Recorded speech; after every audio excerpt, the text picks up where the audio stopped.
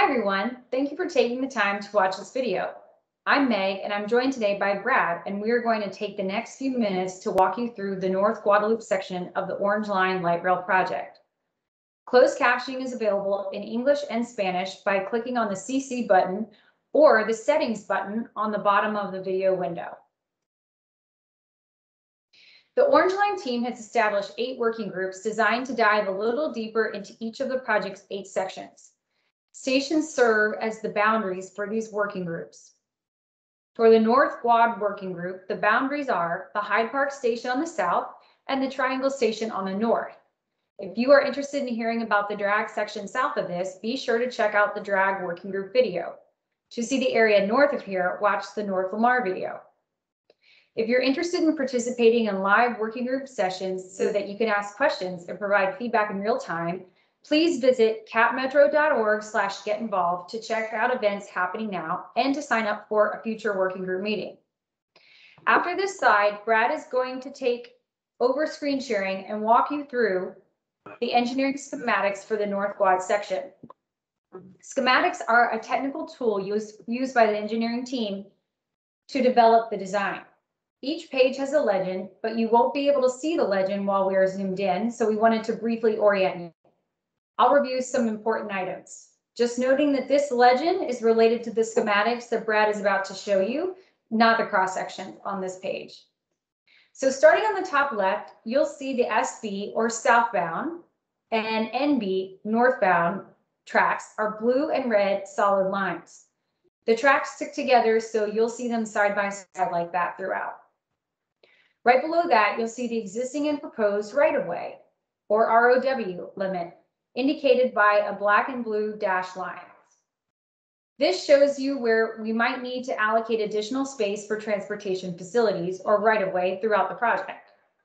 Now, the rest of the left side is less critical, so we will move on to the right-hand column. This top seafoam green color indicates an at-grade or street-level guideway. The sky blue indicates retained cut or fill for the guideway.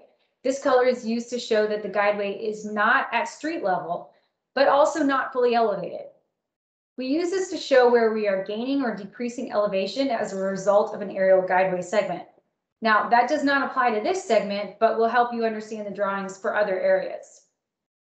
The orange color indicates that the guideway is fully aerial or elevated above street level. Similarly, we won't see that in this section, but good to know for other segments. The purple below indicates an underground guideway. We also won't see that here. And lastly, the hashed rectangles are station platforms, and this is where you would wait for the train. Now, the gray that you'll see extensively in the drawings is new and improved pavement for the vehicle lanes.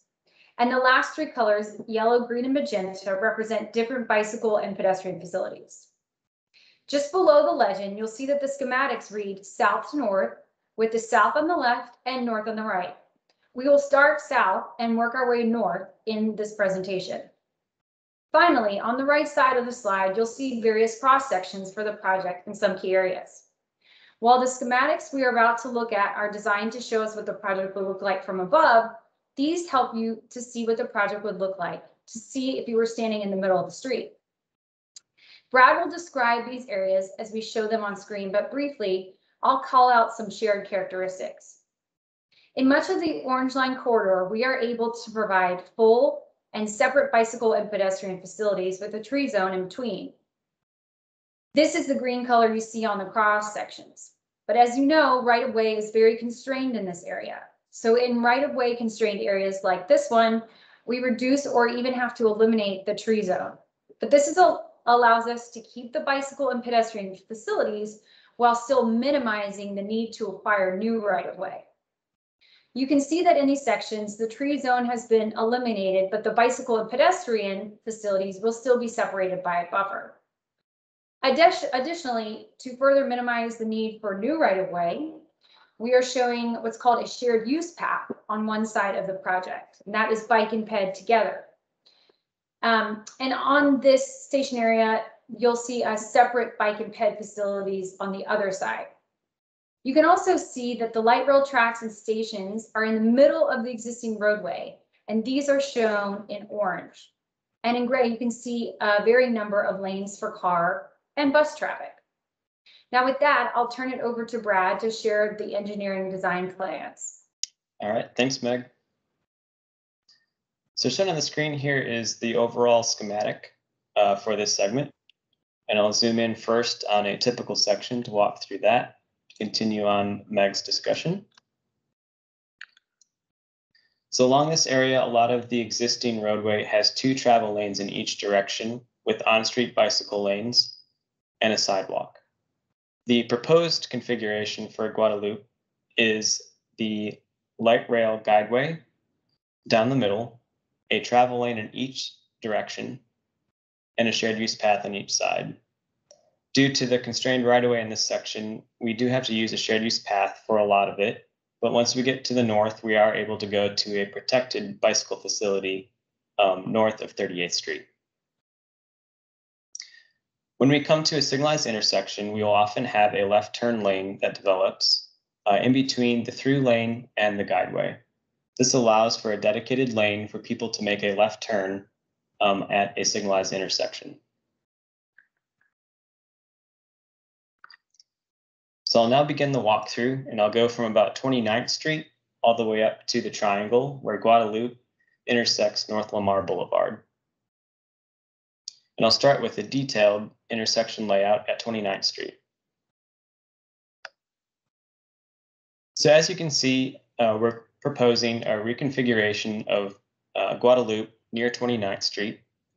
The existing intersection today has a very tight curve with a lot of turning movements at this curve. So what we're proposing is to straighten out the intersection and allow Nueces and Guadalupe to intersect with 29th Street.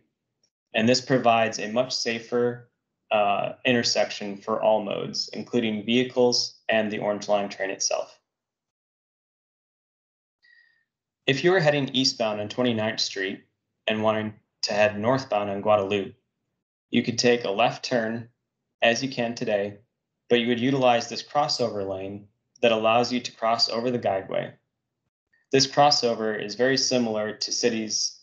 This crossover can be found in cities such as Phoenix and Charlotte. So you would cross over the guideway and continue north on Guadalupe. Another proposed improvement is the realignment of 30th Street. So today there's a jog offset intersection where 30th has an offset to continue on. So this intersection here, we're proposing to realign, and this provides for a much safer intersection and increases mobility as well. I'm going to go back to the larger roll plot, and we'll continue north. So as we continue north on Guadalupe, you'll notice that we have 1 vehicular lane in each direction. A lot of the cross streets will become a right in and a right out only. You will not be allowed to make a left turn over the guideway at these intersections. You'll have to utilize a signalized intersection to make a U-turn or a left turn at those intersections. In this area, we have a shared use path on each side of the roadway to minimize building impacts. And you'll also notice that we are shifting the guideway back and forth, the guideway and the roadway back and forth to minimize building impacts through this area. So as we come closer to 33rd and 34th, you can begin to see the horizontal curves in the guideway. At 34th Street, this is an example of where we have those dedicated left turn bays to allow for left-hand turns.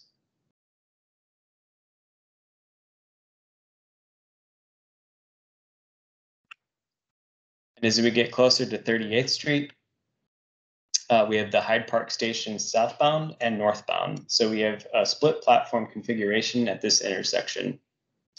This allows us to reduce or minimize the amount of right-of-way impact by having the split platform configuration. North of 38th Street, we begin to get closer to the Austin State Hospital properties. In this area, we've been heavily coordinating with the Austin State Hospital management and also looking at a lot of their utilities, whether it's drainage, existing gate facilities, and overhead electric utilities. We have very large overhead transmission lines in this area, and that is the reason why we have a very large landscape or buffer zone on the west side of Guadalupe in this area.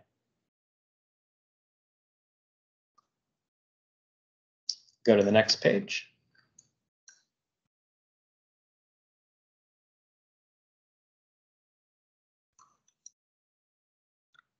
As we continue north, you'll notice that we begin to shift the guideway and the roadway to the west to minimize our impacts to the east as much as possible. You'll notice the bike ped facilities will bulb out in some areas to allow us to keep those large overhead transmission lines. Again, we're reducing that larger landscape zone in some areas in order to minimize building impacts.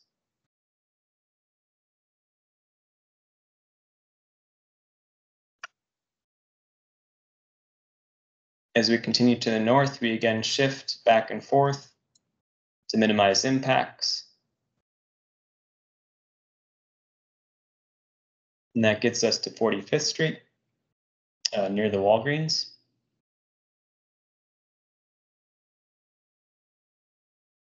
And as we head north, that gets us to the Triangle Station, which is just south of the intersection of North Lamar and Guadalupe. In this area, we have one travel lane in each direction still. However, the inside lanes are developed for U-turn movements or left turn lanes.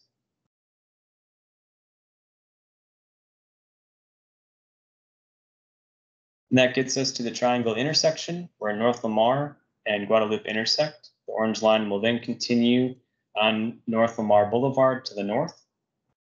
This intersection will remain about the same from a lane configuration standpoint as it is today. However, we are providing better bike ped facilities in this area and also providing access across the intersection through the middle of the triangle. And that takes us to the end of this segment. And Meg, I'll pass it back over to you. Great. Thanks, Brad. And thanks again to you for joining us to review the North Quad section of the Orange Line Light Rail project. Please take a moment to complete the questions below and tell us what you think about the project's design in this area, including strengths, weaknesses, and opportunities. To learn more about what the plans look like south of here, please be sure to check out the drag working group video. And to see the area north of here, watch the North Lamar video. And please visit our Get Involved page at capmetro.org/getinvolved to find out how to stay involved with the Project Connect program. That concludes our session for today. Thank you again.